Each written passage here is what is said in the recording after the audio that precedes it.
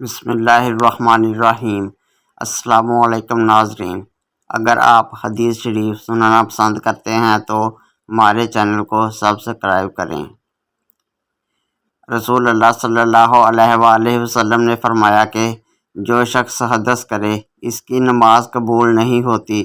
جب تک کہ وہ دوبارہ وضو نہ کر لے۔ حضرت موت کے ایک شخص نے پوچھا کہ حدث ہونا کیا ہے؟ آپ نے فرمایا کہ پخانہ کے مقام سے نکلنے والی آواز یا بے آواز ہوا۔ میں ایک مرتبہ ابو ہریرہ رضی اللہ تعالیٰ عنہ کے ساتھ مسجد کی چھت پر چڑھا تو آپ نے وضو کیا اور کہا کہ میں نے رسول اللہ صلی اللہ علیہ وآلہ وسلم سے سنا تھا کہ آپ صلی اللہ علیہ وآلہ وسلم فرما رہے تھے کہ میری امت کے لوگ وضو کے نشانات کی وجہ سے قیامت کے دن سفید پیشانی اور سفید ہاتھ پاؤں والوں کی شکل میں بلائے جائیں گے، تو تم میں سے جو کوئی اپنی چمک بڑھانا چاہتا ہے تو وہ بڑھا لے، یعنی وضو اچھی طرح کرے۔ نبی کریم صلی اللہ علیہ وآلہ وسلم سوئے یہاں تک کہ آپ خراٹے لینے لگے، پھر آپ نے نماز پڑھی، اور کبھی راوی نے یوں کہا کہ آپ صلی اللہ علیہ وآلہ وسلم لیٹ گئے، پھر خراٹے لینے لگے، پھر آپ صلی اللہ علیہ وآلہ وسلم کھڑے ہوئے، اس کے بعد نماز پڑھی۔ پھر سفیان نے ہم سے دوسری مرتبہ یہی حدیث بیان کی۔ عمرو سے انہوں نے قریب سے انہوں نے ابن عباس رضی اللہ تعالیٰ عنہ سے نقل کیا کہ وہ کہتے تھے کہ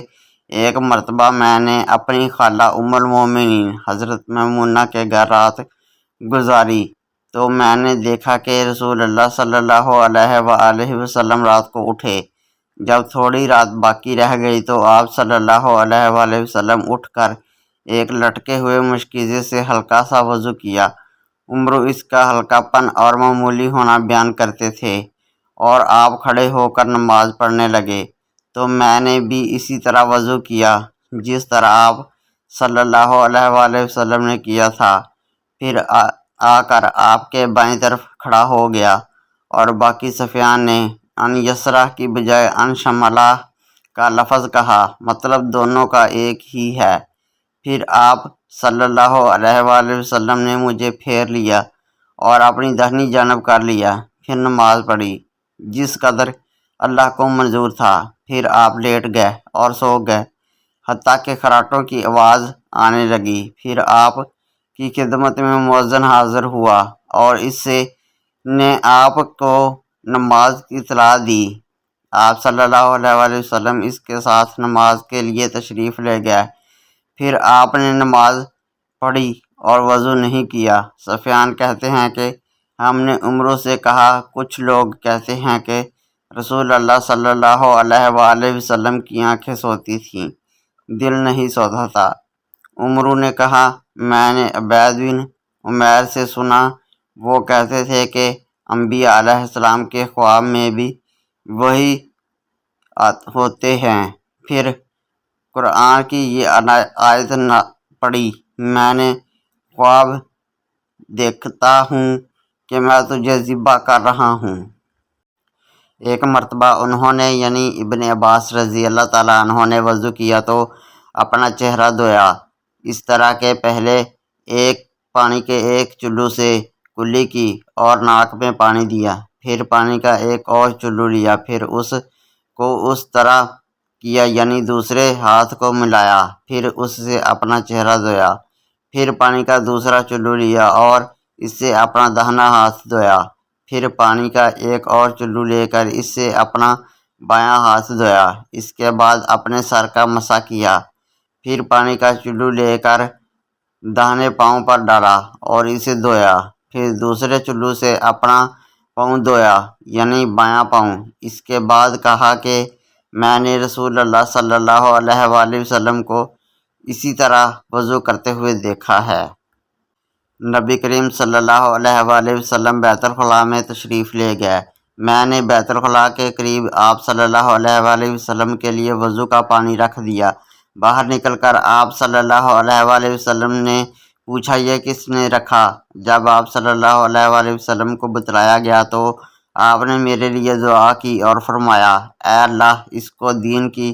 سمجھ عطا فرمائیو۔ انہوں نے حضرت عثمان بن عفان رضی اللہ تعالیٰ عنہ کو دیکھا۔ انہوں نے حمران سے پانی کا برتن مانگا اور لے کر پہلے اپنی ہتھیلیوں پر 3 مرتبہ پانی ڈالا، پھر انہیں دھویا۔ اس کے بعد اپنا داہنا ہاتھ برتن میں ڈالا اور پانی لے کر کلی کی اور ناک صاف کی، پھر 3 بار اپنا چہرہ دھویا اور کہنیوں تک 3 بار دونوں ہاتھ دھوئے، پھر اپنے سر کا مسح کیا، پھر پانی لے کر ٹخنوں تک 3 مرتبہ اپنے دونوں پاؤں دھوئے، پھر کہا کہ رسول اللہ صلی اللہ علیہ وآلہ وسلم نے فرمایا کہ جو شخص میری طرح ایسا وضو کرے پھر 2 رکعت پڑھے جس میں اپنے نفس سے کوئی بات نہ کرے تو اس کے گزشتہ گناہ معاف کر دیے جاتے ہیں۔ جب حضرت عثمان رضی اللہ تعالیٰ عنہ نے وضو کیا تو فرمایا میں تم کو ایک حدیث سناتا ہوں، اگر قرآن پاک کی ایک آیت نازل نہ ہوتی تو میں یہ حدیث تم کو نہ سناتا۔ میں نے رسول اللہ صلی اللہ علیہ وآلہ وسلم سے سنا ہے کہ آپ فرماتے تھے کہ جب بھی کوئی شخص اچھی طرح وضو کرتا ہے اور خلوص کے ساتھ نماز پڑھتا ہے تو اس کے ایک نماز سے دوسری نماز کے پڑھنے تک کے گناہ معاف کر دیے جاتے ہیں۔ اور وہ کہتے ہیں وہ آیت یہ ہے جس کا ترجمہ یہ ہے کہ جو لوگ اللہ کی اس نازل کی ہوئی ہدایت کو چھپاتے ہیں جو اس نے لوگوں کے لیے اپنی کتاب میں بیان کی ہے، ان پر اللہ کی لعنت ہے اور دوسرے لعنت کرنے والوں کی لعنت ہے۔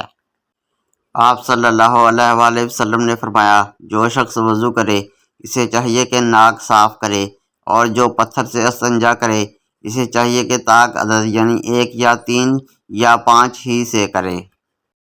رسول اللہ صلی اللہ علیہ وآلہ وسلم نے فرمایا کہ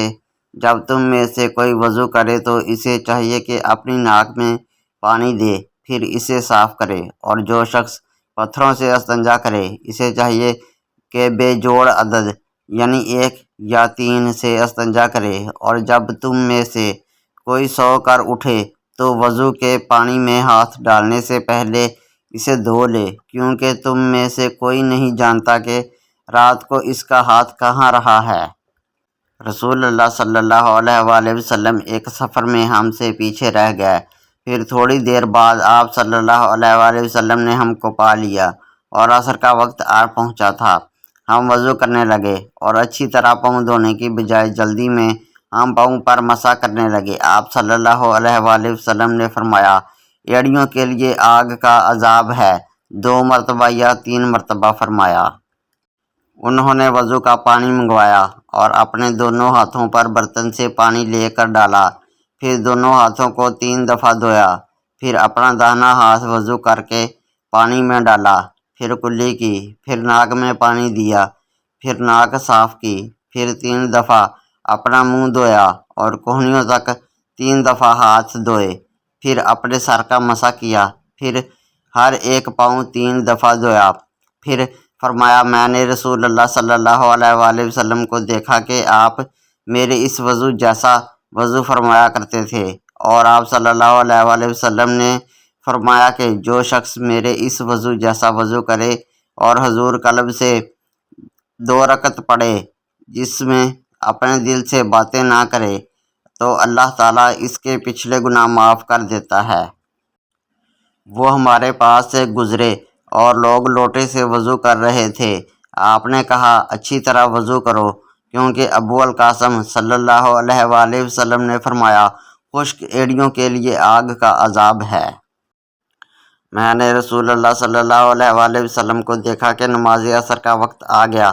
لوگوں نے پانی تلاش کیا، جب انہیں پانی نہ ملا تو رسول اللہ صلی اللہ علیہ وآلہ وسلم کے پاس ایک برتن میں وضو کے لیے پانی لایا گیا۔ رسول اللہ صلی اللہ علیہ وآلہ وسلم نے اس میں اپنا ہاتھ ڈال دیا اور لوگوں کو حکم دیا کہ اسی برتن سے وضو کریں۔ انس رضی اللہ تعالیٰ عنہ کہتے ہیں کہ میں نے دیکھا آپ کی انگلیوں کے نیچے سے پانی چشمے کی طرح ابل رہا تھا، یہاں تک کہ قافلے کے آخری آدمی نے بھی وضو کر لیا۔